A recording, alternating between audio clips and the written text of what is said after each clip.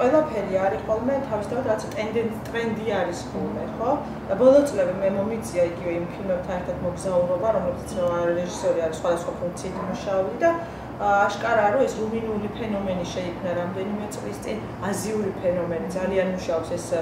ბოლო წლები იყო ირანი, ირანული ფილმები და იყო ახლა არის განსაკუთრებით როტერდამში იყო ძალიან მოდური ტაილანდი და აი ეს ქვეყნები. გარკვეულწილად ამ მოდის კანონმდებლები არიან ეს ფესტივალები, საქართველოს, მაგრამ მეორე მხრივ არის ბაზარი რამდენად დიდი არის და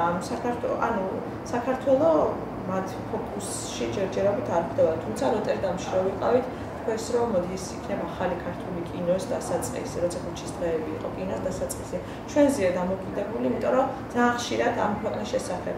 შეიძლება პოლიტიკურად გქონდეთ წარმოდგენა ახალ თაობას, როცა ამხელა წვეტა იყო წლების მანძილზე, საერთოდ არ აქვს წარმოდგენა. კარლოვაში წელს როცა ვიყავი, მითხეს რომ ბოლო რამდენი 10 წლეულების მანძილზე ერთადერთი ფილმი ვიცით, ეს იყო გაღმა ნაპირი გიორგიოვაშვილის, რომელიც იყო აქ. რო ჩავხედოთ იმ ფილმების ტიტრებს, რომლებიც იმარჯვებენ, არის არაერთი ქვეყნის მიერ დაფინანსებული, ხშირ შემთხვევაში მის უკან ძალიან ბევრი დასავლური ფონდი დგას და როცა შენს უკან ბევრი დასავლური ფონდი დგას, ეს თან ზრდის